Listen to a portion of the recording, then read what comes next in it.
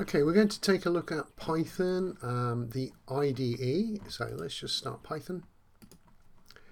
We're going to look at the IDE, which stands for Integrated Development Environment. Get used to those words. You may see them on an exam paper. And spell that incorrectly. Environment. There we go. You may see them used on an exam paper, or you may see the shorthand IDE standing for Integrated Development Environment. What that really means in Python are these two windows. Number one, the shell, which has got some writing at the top, tells you all about it, Python 2.76, and then it's got a few messages. Or if you choose File and New File, you just get an untitled editor window. So this is your editor and this is your shell. The shell is also known as a console in other languages, and really what the shell is used for is for output the results of your program. So if I write a program, I will see the results appear in the shell, and also it may ask me for some sort of input, like to put my name in, and that would also appear in the shell. So let me just show you that. I'll write a quick program, print hello. So there's some output. Save as. Let's just do it on the desktop. My first.py. So this is my program on this side. So if I run this program, okay, we see hello, the output here. If I wanted some input, I would do a equals raw underscore input. Please type your name. Better if I wrote it all right. There we go. So if I save that and run that program, then the command please type your name appears in the shell, and whenever I type my name and press enter, the shell takes it and passes it back to the program. We can, once we have got this window on the screen, we can close the shell down. So the shell can be closed down, and every time we run a program, the shell reappears with the message that we want. So I'm going to close that down. I'm going to close this window down. Let's start up Python again. If I don't open a programming window and close the shell, then I've closed Python down entirely and we'll have to restart it. So to keep something on the screen from Python, I really need to choose File and New File. In fact, from the shell, the only menus we will use are File and New File to start a new file. And later on, when we learn to program, we will use the Debug and Debugger menu.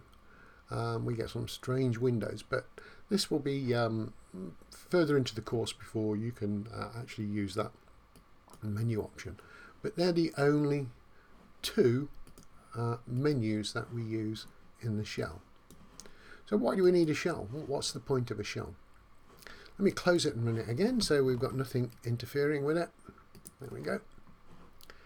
Now the shell is also called immediate mode.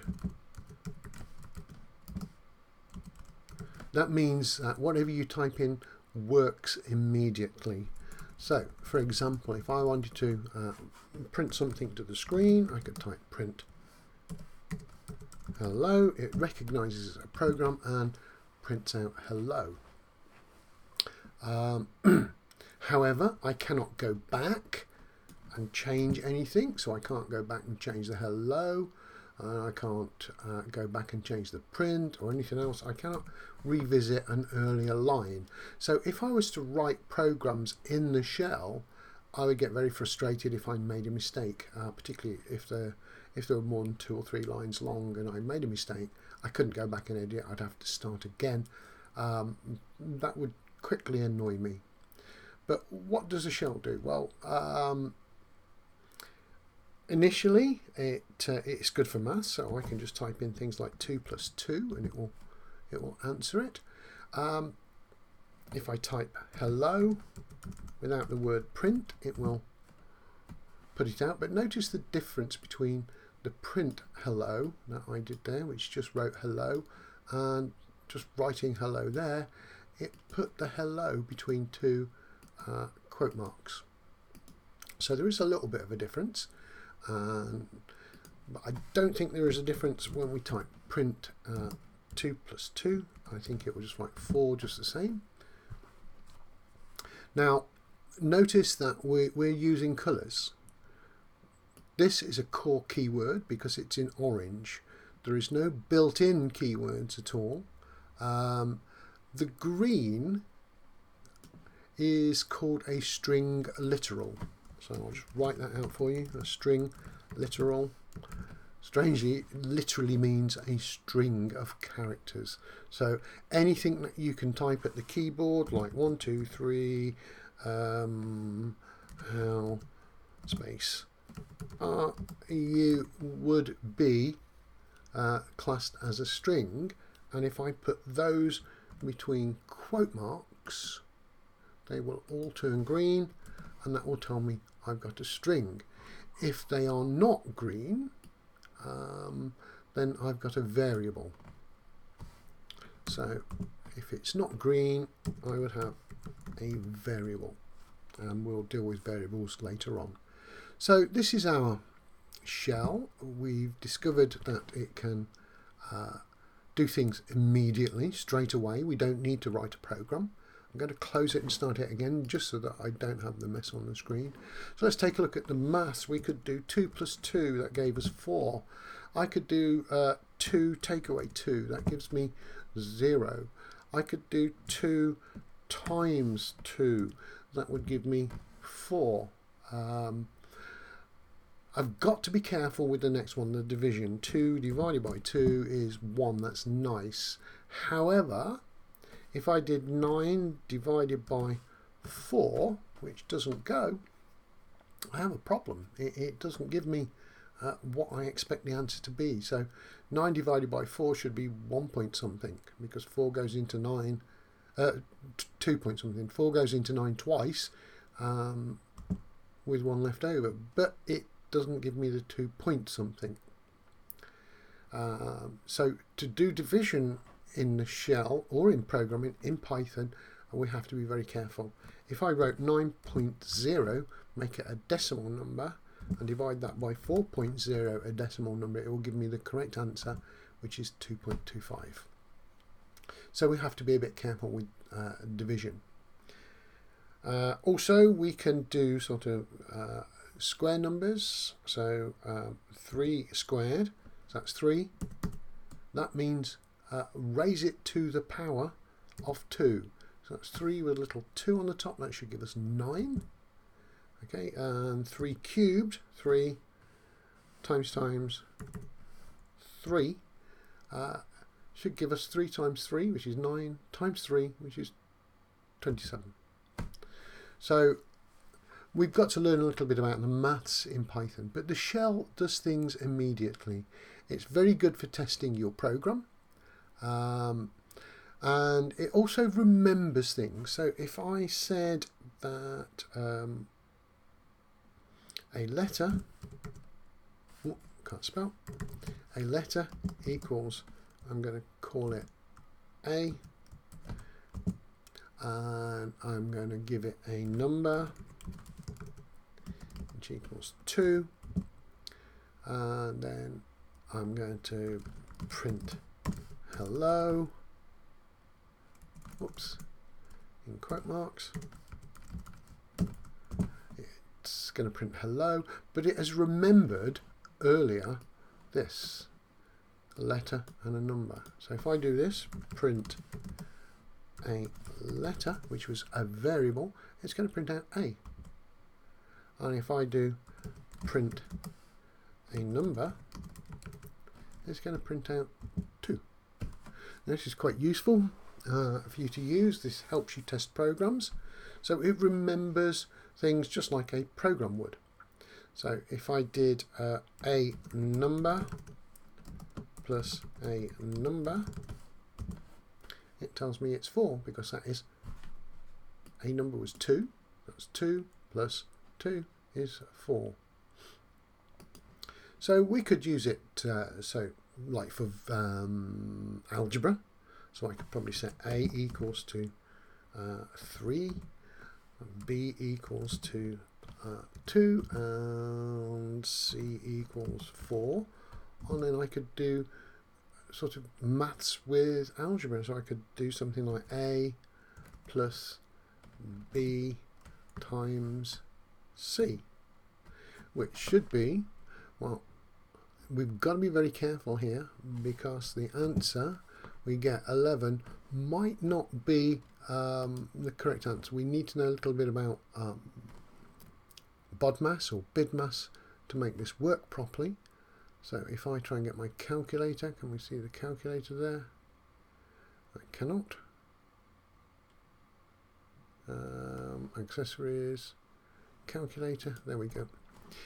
There's 2 kinds of calculator. We've got this one, which is scientific, and we have got one which is a basic calculator.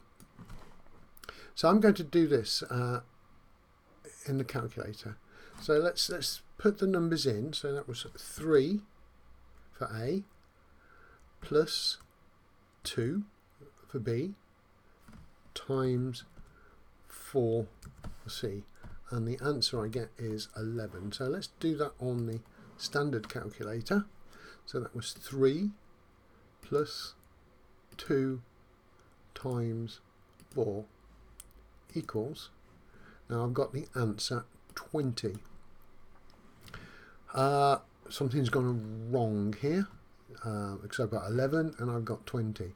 It's actually the calculator that's at fault, not Python. If I turn this into a scientific calculator and do the same sum, 3 plus 2 times 4, and then press equals. Who's pinched the equal sign? There we are. That says 11, which is what we expected.